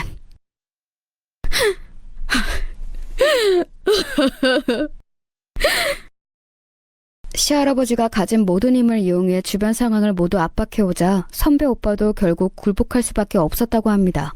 시할아버지는 그때를 놓치지 않고 시어머니를 얼른 미국으로 유학을 보냈고 거기서 학교를 마치자마자 미리 예정되어 있던 예비사위와 강제로 결혼하게 했습니다. 결혼하던 날 시어머니는 눈물을 하염없이 펑펑 쏟아부었다고 합니다. 미국으로 감과 동시에 첫사랑 선배 오빠와는 영영 소식이 끊겼고 그렇게 원치 않던 결혼 생활이 시작되었습니다. 시어머니는 결혼식을 올림과 동시에 한국으로 돌아와서 신혼생활을 시작했는데 그 결혼생활이라는 것이 또 기가 막힌 날들의 연속이었다고 합니다. 시어머니의 남편, 그러니까 제 시아버지는 앞서 시할아버지가 언급했던 것처럼 엄청난 부잣집의 자제분이었는데 부족한 것 없이 제멋대로 자라 성격이 망나니 같았습니다. 신혼집인데도 집에 들어오는 날이 손에 꼽았고 어쩌다 한번 들어오면 술 냄새와 함께 여자 향수 냄새가 가득 풍겼다고 합니다. 그런 남편의 모습을 보며 당장에 이혼을 하고 싶었지만 결혼과 동시에 애가 들어서는 바람에 차마 그러지 못했다고 합니다. 그렇게 10달을 불행한 결혼생활 속에서 보내며 태어난 첫째 아들이 바로 미래의 제 남편입니다. 남편은 어린 시절이 지옥 같았다고 회상했습니다. 세상을 인식하기 시작할 나이부터 보아왔던 풍경이 아버지가 물건을 집어던지고 소리 지르면 말없이 눈물을 닦으며 흐느끼던 엄마의 모습이었다고 하니 시어머니의 결혼 생활이 얼마나 불행했는지 알 수 있는 대목이었습니다. 그 정도에서만 끝냈으면 다행이었겠건만 시아버지는 그렇게 시어머니와 남편을 때렸다고 합니다. 회사에서 조그만 일이 안 풀리면 귀가하자마자 이 핑계 저 핑계를 대면서 시어머니를 때렸는데 엄마한테 그러지 말라고 남편이 달려들면 여지없이 남편 또한 흠씬 두들겨 맞았다고 합니다. 그 와중에 줄줄이 아래로 동생들이 2명 태어났는데 남편이 자라면서 세운 유일한 목표는 동생들이 자라면서 아버지한테 맞지 않게 보호하는 일이었습니다.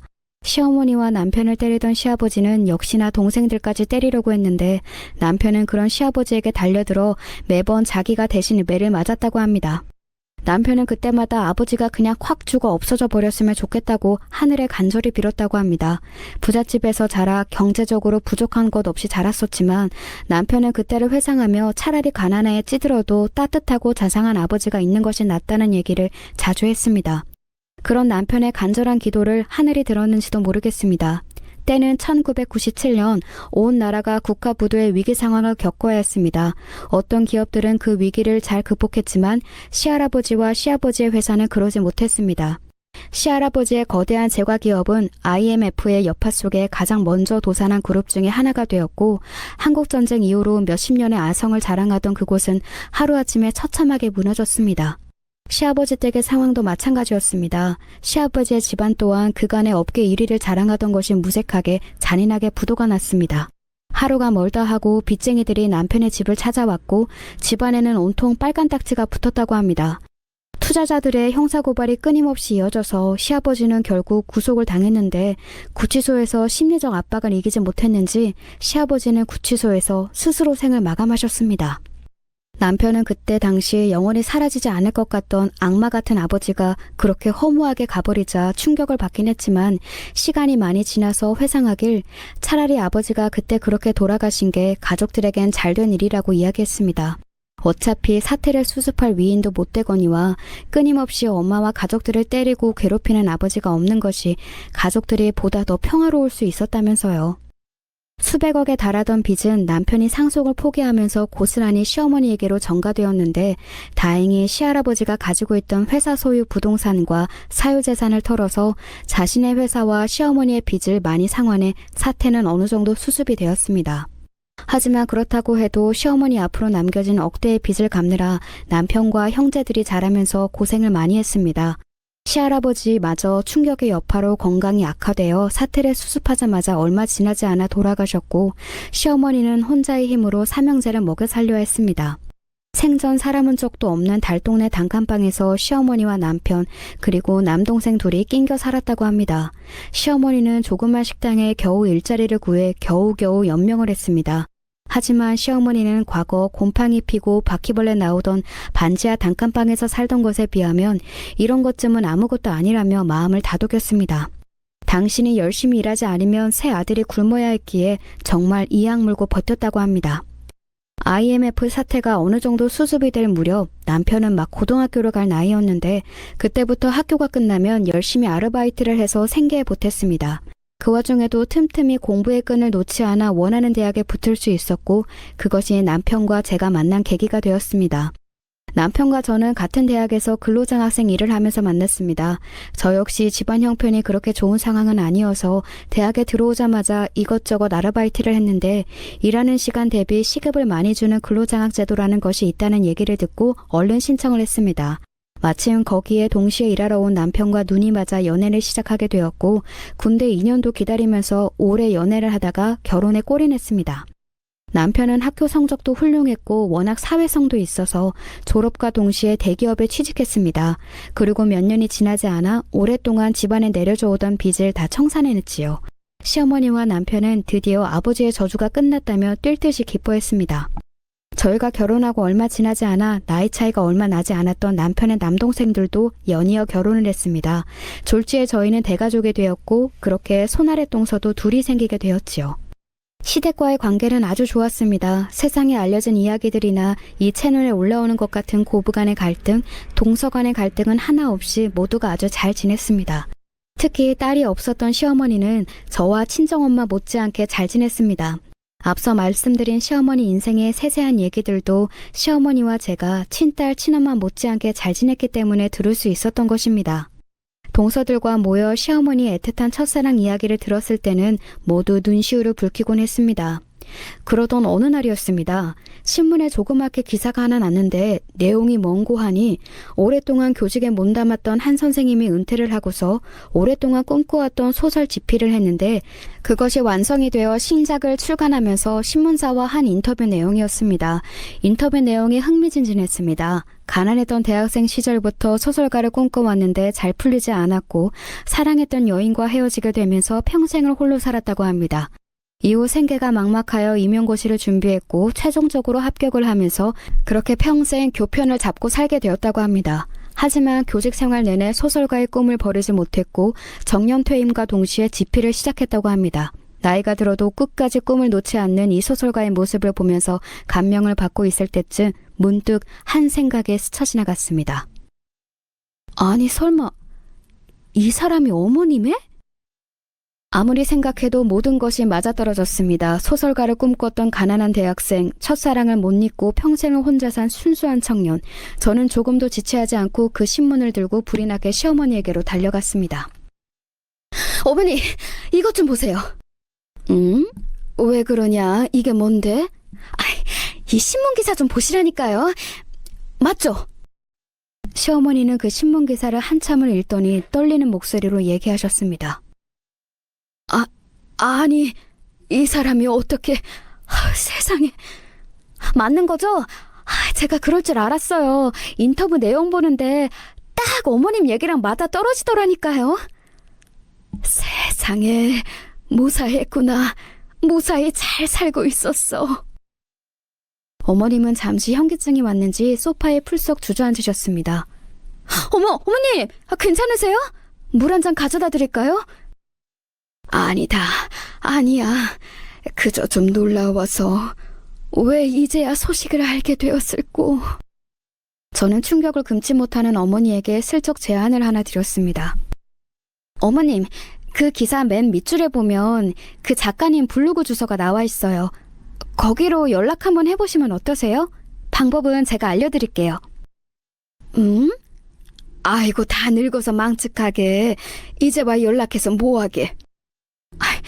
뭘 어떻게 하자고 드리는 말씀이 아니라요.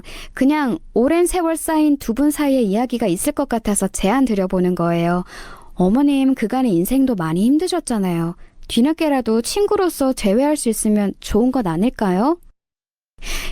그렇게는 못한다. 나랑 내 아버지가 이 사람한테 한 짓을 생각하면 차마 그럴 수가 없구나. 에이, 제 생각은 달라요, 어머님. 이분 지금까지 혼자서 살고 계시다고 하잖아요. 분명히 어머님에 대한 감정이 나쁘지 않을 거예요. 그렇지만... 시어머니는 한참을 고민하시더니 며칠 생각을 좀 해보겠다고 하며 방으로 돌아가셨습니다. 며칠이 지나서 시어머니에게서 전화가 걸려왔습니다. 애미냐? 나다. 그 블로그인지 뭐인지 하는 그거 어떻게 하는 거라고? 나 좀 알려다오. 네, 어머님, 지금 바로 갈게요. 저는 왠지 모를 흐뭇한 미소를 지으며 시어머니에게로 달려갔습니다. 어머님, 잘 결심하셨어요. 자, 보세요. 이렇게 블로그 주소를 치고 들어가면 블로그 주인의 아이디가 있고, 여기 쪽지 모양을 클릭하면, 자, 이제 여기에다 하시고 싶은 말씀을 쓰면 메시지가 전달이 될 거예요. 왠지 모르게 긴장이 되는구나. 부담 갖지 말고 편하게 하세요, 어머님. 시어머니는 잠시 머뭇거리시더니 독수리 타법으로 한 글자씩 쪽지를 써내려갔습니다. 성철 오빠, 저 미애예요. 기억하실지 모르겠어요. 신문기사 봤어요. 며느리가 도와줘서 이렇게 쪽지 보내봐요. 잘 지내는 모습 보니 보기 좋아요. 건강하시죠? 시어머니는 그렇게 한 글자 한 글자 정성스럽게 쪽지를 적으시고는 전송 버튼을 눌렀습니다. 아이고, 이게 잘하는 짓인지 모르겠다, 애미야. 괜히 잘 살고 있는 사람 건드리는 건 아닌지. 아닐 거예요, 어머님. 그런데 그 말이 끝나기가 무섭게 띠링하는 쪽지의 도착 메시지가 울렸습니다.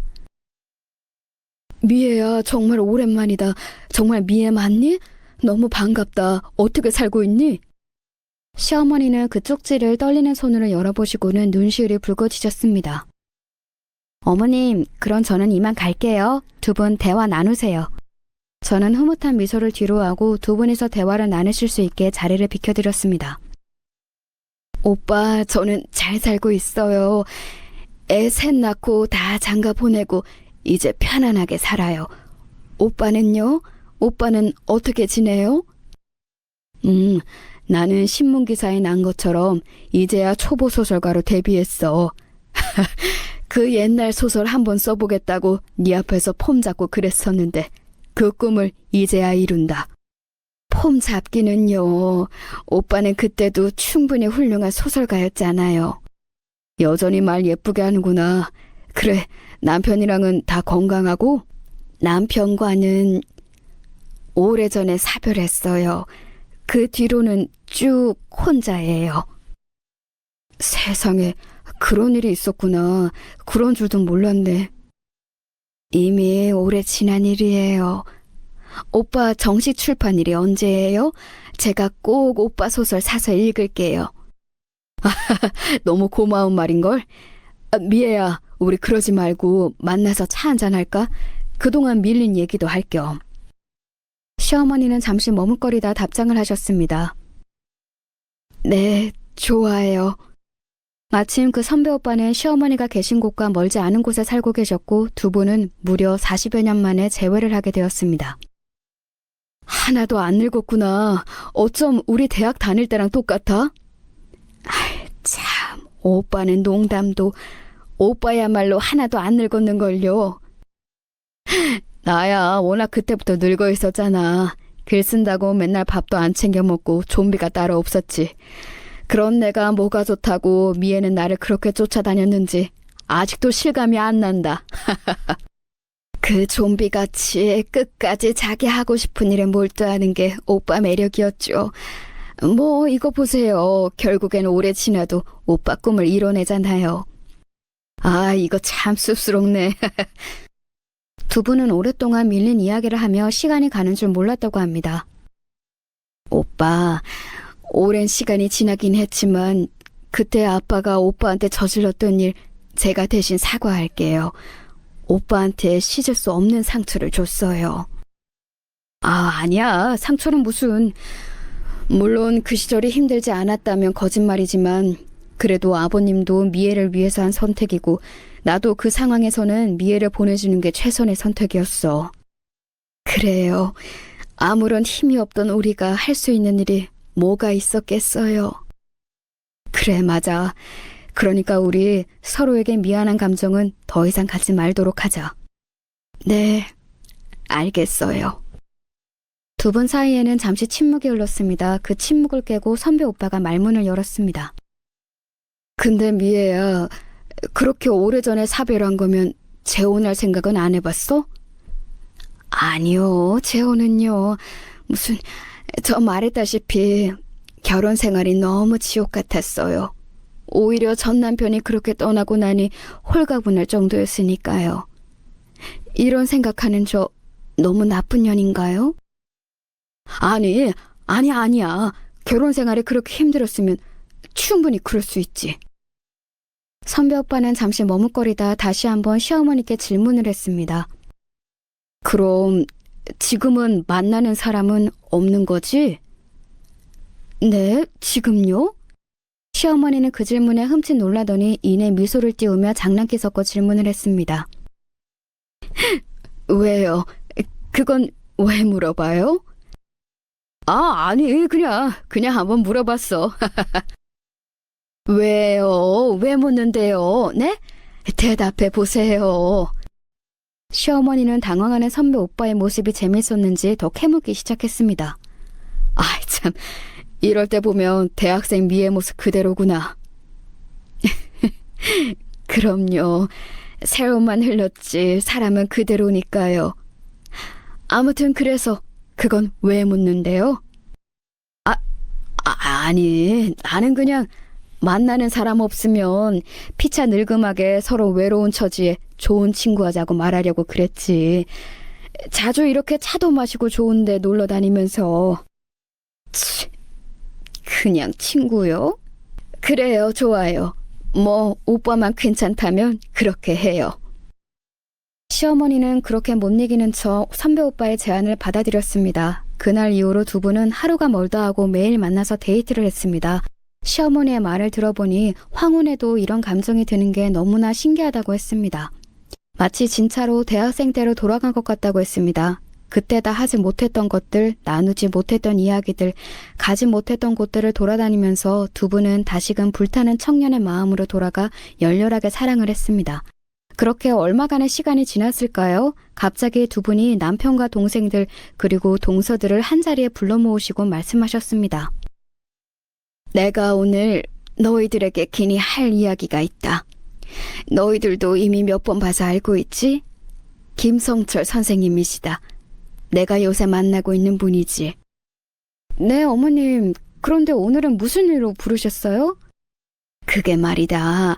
아이고 참, 나이 먹고 이런 이야기 하려니까 참 민망하구나. 오빠가 좀 얘기해요. 내가? 아이고 참, 우리 둘이 결혼을 하기로 했습니다. 나이 먹고 주책이라고 생각할 수도 있지만 이대로 결혼 안 하면 평생 후회할 것 같아서 그런 결정을 했습니다. 다들 괜찮지요? 갑작스런 두 분의 결혼 발표에 그 자리에 있던 저희는 모두 놀라긴 했지만 이내 모두가 기뻐하며 축복해 주었습니다. 그럼요, 선생님. 아니, 이제 아버님이라고 불러야겠네요. 너무 축하드려요. 저는 오히려 두 분이 빨리 결혼하길 바랬어요. 아이고, 고마워요, 수정양. 맏며느리인 수정양이 없었으면 애초에 불가능한 일이었어요. 정말 고맙습니다. 그러게요. 우리 큰애미가 우리 사랑의 메신저라니까요. 축하드려요, 어머님. 고맙다, 둘째 애미야.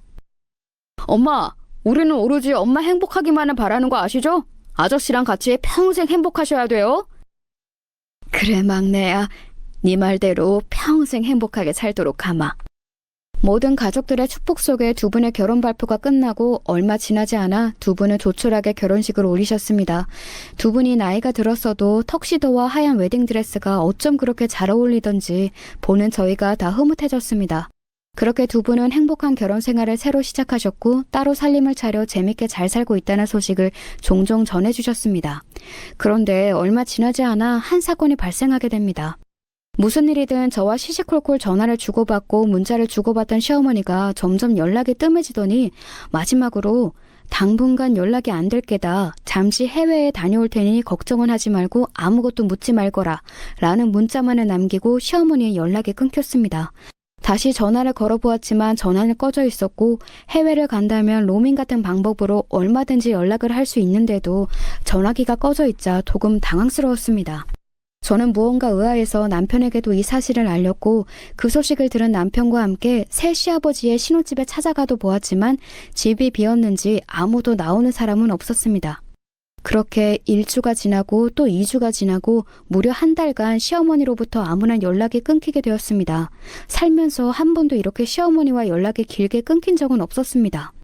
저와 남편 그리고 서방님들과 동서들은 아무래도 이상하다 싶어 다 같이 모여 경찰서에 신고를 하러 갔습니다. 담당 경찰관이 시어머니와 새아버지의 인적사항을 듣더니 전화를 몇 군데 돌리더니 말했습니다. 김성철 씨 지금 집에 계신데요? 집에 한번 찾아가 보시겠어요?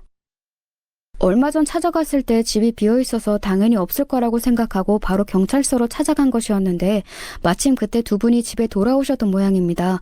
저희는 그대로 지체하지 않고 곧바로 두 분이 계신 신혼집으로 달려갔습니다. 불이 나게 찾아가 두 분의 집에 벨을 눌렀는데 한참 동안 안에서 아무런 대답이 없었습니다. 이내 남편이 현관문을 쾅쾅 두드리며 말했습니다. 안에 아무도 안 계세요? 엄마, 아버지, 계시면 좀 나와보세요. 그렇게 한참을 문을 두드리고 벨을 누르고 해도 반응이 없다가 뒤늦게서야 문이 끽 하고 열렸습니다. 문을 열고 나온 사람은 다름 아닌 새 시아버지였습니다. 웬일인지 눈이 퀭한 상태로 저희를 맞이하셨습니다. 다들 여기 웬일인가? 웬일이냐 아버님. 어머님도 아버님도 연락도 안 되고 잠깐 해외 다녀오신다는 말만 남기고 사라지셨잖아요. 이제야 돌아오시고선 왜 아무런 말씀도 없으셨어요? 집사람 지금 집에 없네. 다들 이만 돌아가. 네? 그게 무슨 말씀이세요? 그럼 어디 있다는 말씀이세요?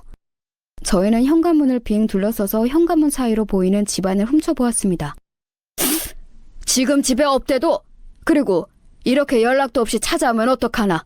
내 며칠 내로 다시 연락할 테니까 앞으로 말도 없이 찾아오지 마. 뭐라고요? 아니 새아버지, 그래도 이건 경우가 아니죠. 새아버지 아내이기 이전에 제 친엄마입니다. 저는 안에 들어가 봐야겠어요. 아니 이 사람이 지금 집에 없다잖아. 시아버지는 밀치고 들어오는 남편을 막아서며 안에 못 들어오게 했지만 남편과 서방님들이 강제로 시아버지를 확 밀친 다음에 억지로 집 안에 들어갔습니다. 그렇게 두 분의 집 방 안에 들어선 저희는 경악을 금치 못했습니다. 앙상하게 많은 시어머니가 가정용 산소호흡기에 의지한 채 숨을 겨우 헐떡거리고 있었습니다. 저희가 방에 들어서자 힘겹게 실눈을 뜨고선 저희를 맞이하셨습니다. 너희들이 어떻게 알고 왔느냐? 내가 이제 막 연락을 하려던 참이다. 아니, 어머님, 이게 어떻게 된 거예요? 아버님, 이게 다 무슨 일이에요? 새아버지, 어떻게 된 일인지 빨리 말씀해 주세요. 사태가 이렇게 되자 새아버지는 저희를 앉혀놓고 긴 얘기를 시작하셨습니다. 시아버지로부터 들은 이야기는 정말 놀라웠습니다. 황혼의 나이에 재혼하고 즐겁게 살아가던 두 분에게 큰 시련이 닥치는 일이 발생했습니다. 두 분이 같이 건강검진을 받으러 가실 일이 있었는데 그 건강검진 결과가 매우 안 좋게 나온 것이었습니다. 하늘도 무심하시지. 어떻게 저렇게 천사 같은 사람과 나한테 이런 일이 벌어지다니. 시아버지는 깊은 한숨을 내쉬며 말을 이어가셨습니다. 건강검진 결과 시어머니는 대장암 4기, 시아버지는 췌장암 3기 판정을 받았다고 합니다. 워낙 징후를 알기 어려운 암들이라 뒤늦게 발견이 된 것인데 무엇보다 두 분이 동시에 암 판정을 받은 것이 충격이었습니다. 두 사람 다 이렇게 시한부 판정을 받고 생각을 정리할 시간이 필요했네. 병원에서 집사람은 이제 마지막을 준비해야 하고 나도 당장에 수술을 해도 좋은 결과를 장담하기 어려운 상황이라는 얘기를 들었어. 그렇게 우리는 오랜 고민 끝에 마지막을 준비할 결심을 하고 잠시 여행을 다녀오기로 했지. 미리 얘기 말 못한 건 미안하네. 우리 둘 다 갑작스러운 상황에 정신이 너무 없었어. 집사람이 꼭 다시 가보고 싶다던 미국 땅 마지막으로 함께 밟아보자 하고 급하게 준비를 해야 했거든. 그런데 도착해서 이 사람의 상태가 급격히 나빠져서 불이 나게 귀국을 했고 그 소식도 자네들에게 알릴 겨를이 없었어. 그 와중에 집사람은 계속 이 소식을 자네들에게 알리고 싶지 않아 했고 내가 아까 막아선 건 그 이유 때문이었네. 이해해주게. 아니 엄마가 어쩌다가 이렇게 끔찍한 병을... 새 시아버지에게서 자초지종을 들은 남편은 눈물을 뚝뚝 흘렸고 그 자리에 있던 저와 모든 가족들은 눈물바다가 되었습니다. 이제는 정말 시어머니에게 남은 시간이 한 달도 채 남지 않았다는 얘기를 듣자 저희는 더더욱 오열했습니다. 엄마, 아무리 그래도 그렇지. 이렇게 말도 안 하고 한 달 넘게 연락이 두절되면 어떡해. 걱정했잖아.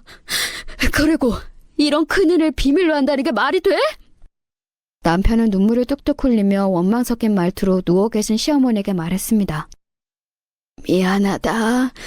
내가 미안해. 나도 받아들이기가 힘들어서 잠시 떠나 있고 싶었어. 그런데 상태가 이렇게 빨리 악화될 줄 누가 알았겠니? 어머님, 이제 말씀 그만하시고 좀 쉬세요. 자초지종은 잘 들었으니까 저희도 오늘은 이만 정리하고 내일 다시 올게요. 저는 오열하는 남편과 가족들을 달래며 그날 상황을 일단 마무리 지었습니다. 그 일이 있고 저희 가족들은 하루가 멀다 하고 돌아가면서 시어머니의 병간호를 했습니다.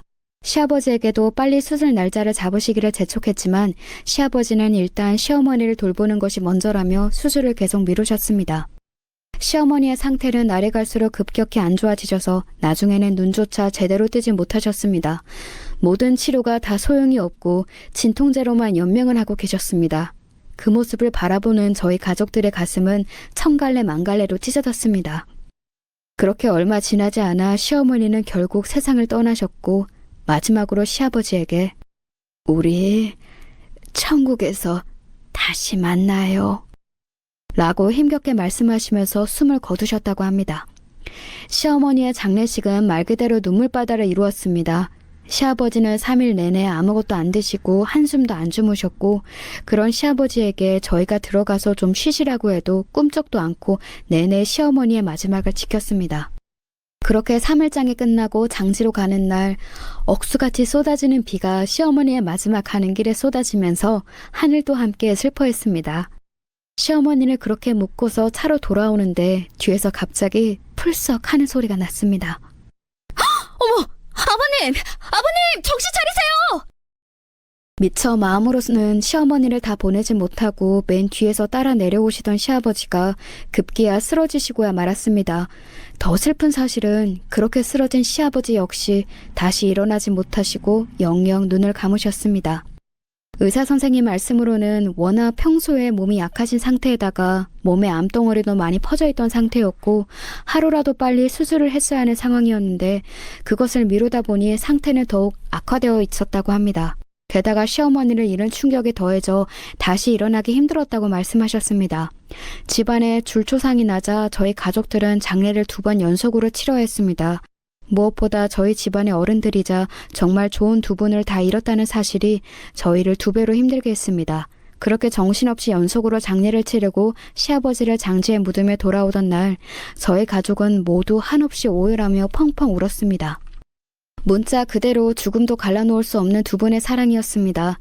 젊은 시절 집안의 반대로 결국 헤어졌으나 40여 년의 세월이 흘러 다시 만나 결혼을 하기까지 그리고 그 행복도 잠시 죽음의 질병에 2분을 갈라놓으려 했으나 그 죽음마저 함께함으로써 2분은 영원한 사랑을 지켜낸 것입니다. 문득 2분이 아름답게 사랑하시던 모습이 떠올라 이렇게 펜을 들어보았습니다. 이 글을 쓰는 지금 이 순간 항상 저희를 예뻐하시던 시어머니의 모습과 그런 시어머니를 수줍게 바라보시던 새 시아버지의 모습이 떠올라 2분이 너무너무 보고 싶네요. 2분은 지금도 천국에서 서로 한없이 사랑하시면서 행복하게 잘 지내고 계시겠죠? 청취자 여러분들도 보고 싶은 어른들께 연락 한 번씩 해보시면 어떨까요? 제가 준비한 사연은 여기까지입니다. 모두 즐거운 하루 보내세요.